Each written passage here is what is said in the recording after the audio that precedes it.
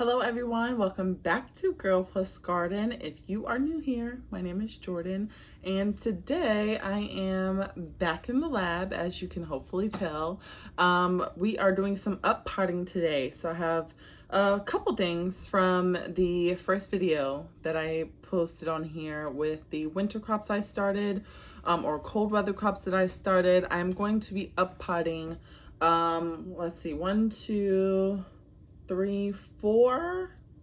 Yeah, I'll say 3 because one of them could use a little bit more time before I up pot them. But yeah, I'm going to be up potting some kale, some collards, and some broccoli so that they can continue to thrive.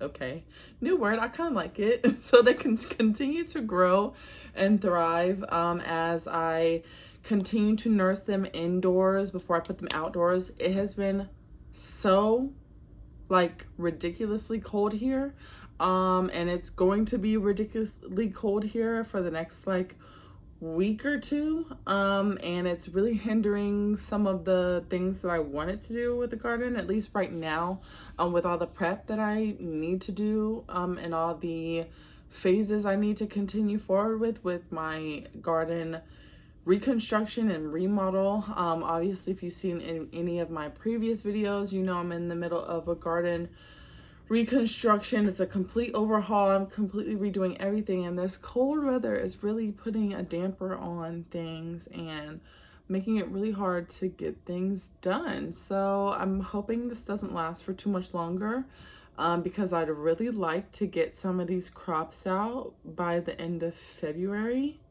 So I'm hoping Mama Earth and Mother Nature can warm it up just a little bit over here. Let it hit like the 40s and low 50s so we can, get to getting.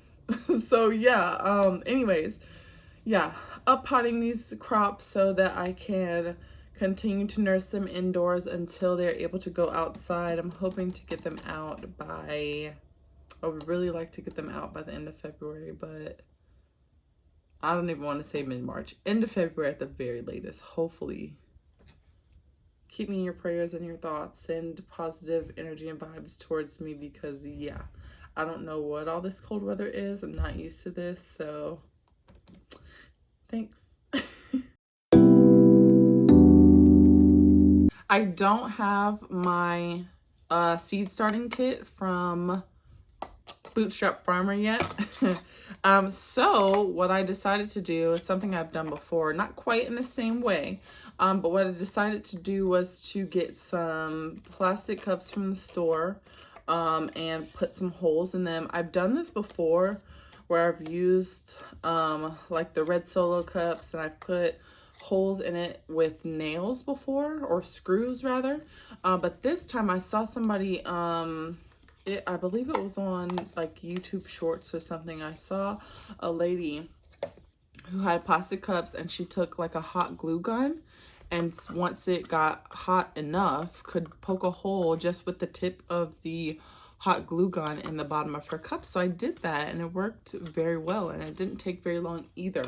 And I do like the size of them. I didn't have to do multiple because the one hole is really big enough for a decent amount of drainage. So yeah, if you are looking for any useful budget-friendly tips for seed starting, get you some cups, and if you have a hot glue gun, use your hot glue gun to make your hole in the bottom of your cups. It's kind of genius. Until I get my seed starting kit from Bootstrap Farmer where I'll have the bigger pots, this is what I'll be using.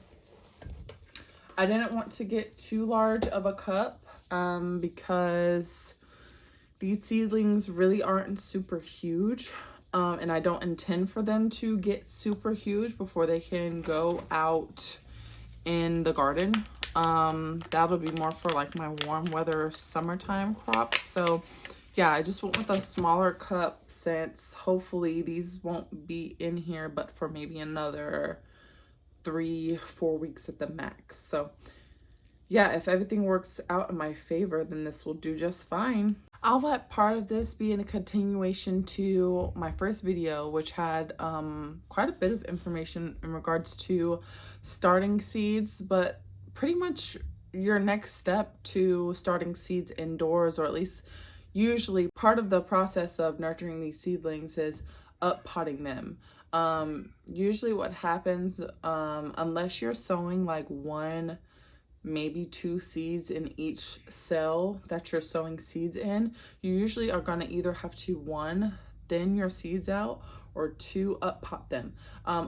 Even if you don't have to thin your seeds out, you're going to eventually want to up pot your seedlings if you're still caring for them indoors once they get to a certain size. And that's really just because you want to ensure that they can continue to grow big and strong, and also that you can nourish them to the best of your ability until you're able to get them outdoors. So up potting is, in my opinion, a crucial part of caring for your seedlings, or the plants that you start indoors before they go into your outdoor garden. Now it's pretty simple, really, and I don't know if you guys can really see what I'm doing here, but for me, I've always found it better to do this, especially if you're gonna have to separate or thin some of your seedlings. It's better to do this when your medium or your soil is a bit more on the dry side. Mine are a little more dry than they probably should be right now, but I know that they'll be fine once I give them some water after I finish up potting them. But I'm actually separating my seeds. I'm not thinning these out because I know pretty much how many plants I want of each, but also I want to make sure that I have a couple extra in case, just in case something happens to the other seedlings and I lose a couple. I'll have some backups just in case I need them. So what I'm doing now, as you can see, I'll show you in a second, this one cell, so this was in this 6-cell pot right here.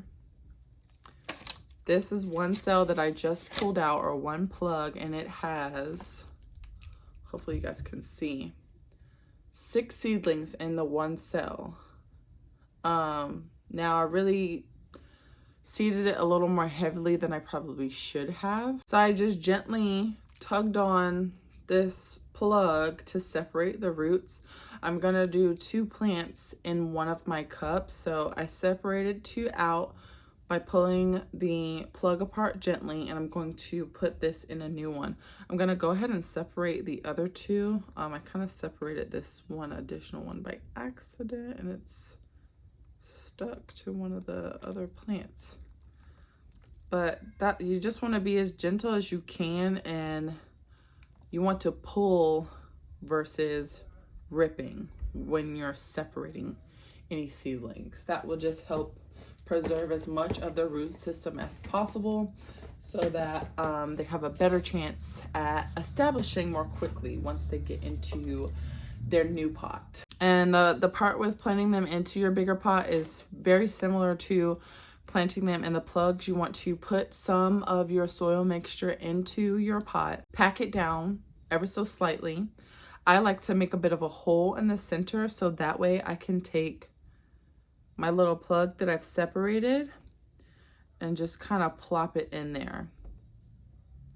And then what I'll do is I'll use part of my hand that's holding the cup to kind of stabilize the plants in there and hold them upright, and just add more soil mixture into the cup and pack that around. Now you don't want to put too much soil or bury them too deep. You don't want to bury the stems too deep within the soil mixture, especially with plants like these, brassicas, and things of that nature. Really anything other than like a tomato, honestly. You don't want to bury the stems, because that could just bring more potential for stem rotting, especially if you overwater or if the top of the soil stays wet for too long. Another thing I wanted to mention was just a couple of updates on the seeds that I started in my first video. I know in my last update I said that some of my stuff didn't come up at all, and there's still a good amount of stuff that didn't come up, but I did get some rosemary and some oregano to pop up. So I think, as we all know, a win is a win. I even see a couple of dino kale seeds popping out. I see one of my curly kale seeds popping out. So definitely not a total wash, as I was hoping that it wouldn't be, but I'm very happy to see, you know, some of the things that I really didn't think were going to come up at all, still kind of popping out and surprising me. So that's been very nice to see over the last few days. So much more of the broccoli and cabbage came up than I was anticipating. So I'm a little disappointed that I'm going to have to waste so many of these seedlings. I guess I don't have to, but I really don't have the space right now, at least, to continue to grow and nurture them indoors, even just to give away. So I'm a little disappointed that I'm gonna have to waste some of them, but I'm also happy that they germinated as well as they did, because those are for sure garden seeds rather that I bought in 2019, 2020. So they're a little bit on the older side, but at least now I know what the germination looks like for this year. So hopefully, if I give it a shot again next year with the same seeds, if I like these particular varieties, I can just sow a little bit less, maybe like half as much as I did, and still, you know, have a lot of viable seeds. So yeah, that was really surprising to see, and also interesting, I think, to see how the germination rates have differed even across the same like plant families, because kales and broccoli and cabbage are all in the brassica plant family. So to see how they've differed in germination, with them being, the seeds at least being like the same age, has been very interesting to experience. All right, I'm wrapping up with that. I didn't do as many as I thought I was gonna have to, but I still left multiples